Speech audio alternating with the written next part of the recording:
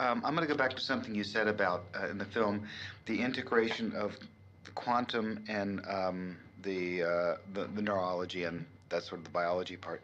Because we purposely in the film kind of left that vague so that people could put it together for themselves. And they're very interested in the science behind that. How do you see them fitting together? Well, you did a very nice job in fitting them together in one way in the film. And that is both really see both of these disciplines, modern quantum physics and molecular biology, neuroimmunology, they both say that we do create our own realities and that we have a lot of responsibility over the world in which we live, at least the way we experience the world and the way the world behaves towards us. That's a very good connection, actually. That was brilliant. Ultimately, what we'd like to see is what is the physics of consciousness? We can ask that question today. What is consciousness? Where does it come from? What are the origins of consciousness? What are the limits of human potential? We're in a position to actually answer that now, I believe, although there's certainly not consensus yet in the scientific community about that. But with the real cutting-edge knowledge, the discovery of the unified field, the so-called superstring field, we now understand that life is fundamentally one. At the basis of all life's diversity, there is unity. At our basis, you and I are one. And that unity, at the basis of mind and matter, is consciousness, universal consciousness. So with that deep understanding that consciousness isn't created by the brain, it's not purely an outcome of molecular chemical processes in the brain, but is fundamental in nature. It's the very core of nature. We call it the unified field. Now that we have that foundational understanding of what consciousness is, we can solve the mind-body problem. We can see how consciousness percolates up through our physiology to become the consciousness that we experience and see and sensory perception and all of that.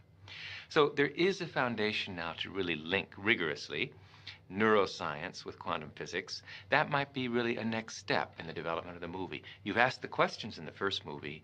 Now we're just on the verge of being able to answer those questions. So you mentioned the unified field. For people who never, a lot of people are going, well, that sounds nice. It's unified. Everything's one. Could you dive a little more technically into what the unified field is? Progress in our understanding of the universe through physics over the past quarter century has been exploring deeper levels of natural law, from the macroscopic to the microscopic, from the molecular to the atomic to the nuclear to subnuclear levels of nature's functioning, so-called electroweak unified scale, grand unified scale, super unified scale. And what we've discovered at the core basis of the universe, the foundation of the universe, is a single universal field of intelligence, a field which unites gravity with electromagnetism, light, with radioactivity, with the nuclear force, so that all the forces of nature and all the so-called particles of nature, quarks, leptons, protons, neutrons, are now understood to be one. They're all just different ripples on a single ocean of existence. That's called the unified field or superstring field, and it's a mathematical tour de force. But we have realized Einstein's dream. He dedicated half of his life to discovering this unified field, and now in the context of the superstring, that has been achieved. So unified field theories based on the superstring identify a single universal field of intelligence, an ocean of existence, at the basis of everything, mind and matter. And all the so-called particles of the universe, the forces in our universe, everything in the universe are just ripples on that ocean of existence. That's the unified field. And that field is a non-material field. It is ultimately the field of consciousness. And all our separate consciousness, wherever there's consciousness, is merely consciousness by virtue of the fact that my consciousness, your consciousness, are ultimately that. Everything in the universe is really nothing but that. Planets, trees, people, animals, we're all just waves of vibration of this underlying unified superstring field. We are really united at our core. And ultimately the understanding that's emerging will be that there is only one consciousness in this room. And it is you. And it is me. And that is each and every one of us. We individualize our consciousness through the filter of our nervous system. But the consciousness itself, our very inner subjectivity, the self in the big sense, that is universal.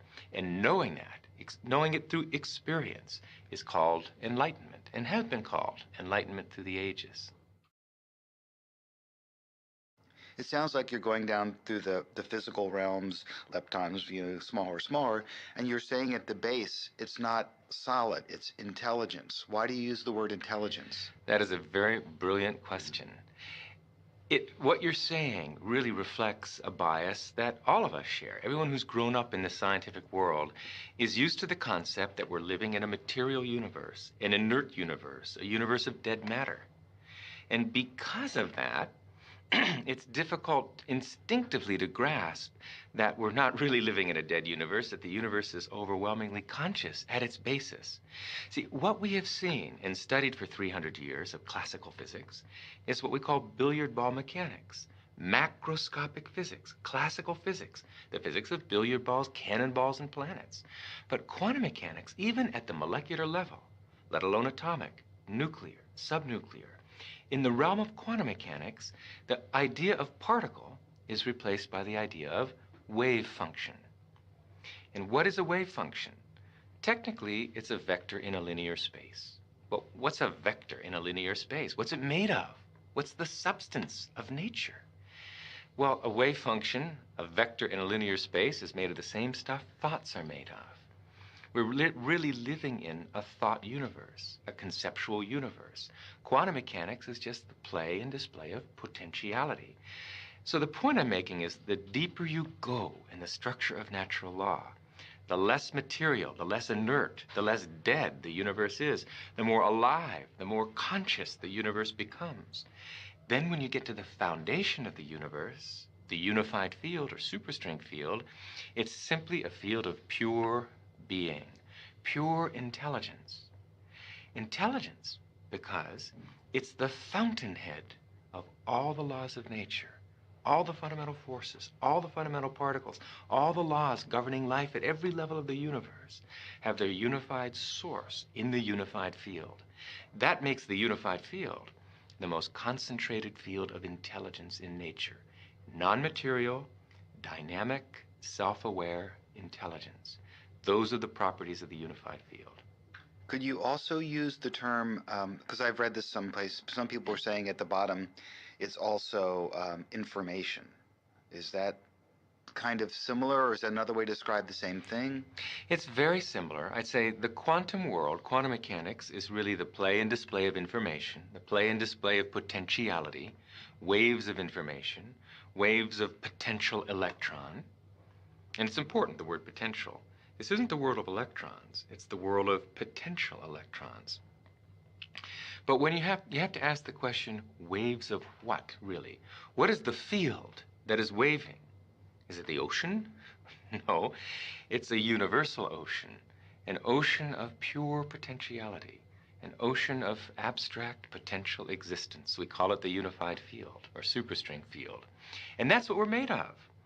So, as you said, the tighter physics have tried to grasp onto physical reality, to understand what it's really made of. What are the core building blocks of life, at the basis of it all?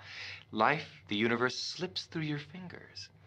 And you come up with something that's increasingly abstract to come to the realm of pure abstraction.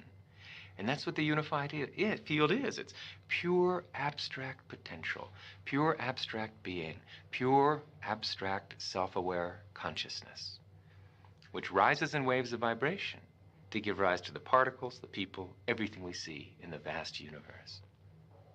That was great. I got awesome. goosebumps on that one.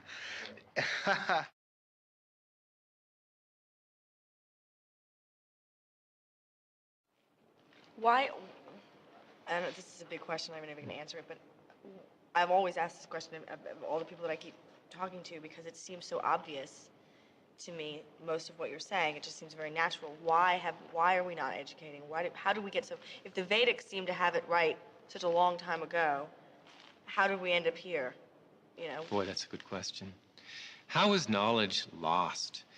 The knowledge of enlightenment can easily be lost. The techniques to experience pure consciousness, unbounded awareness, can easily be lost, not because they're difficult or complicated, but because they're so subtle. Very interesting. In order to transcend, to experience unbounded awareness, consciousness has to settle down completely. Now, if you try and reproduce that experience, you'll never succeed, because trying involves effort, and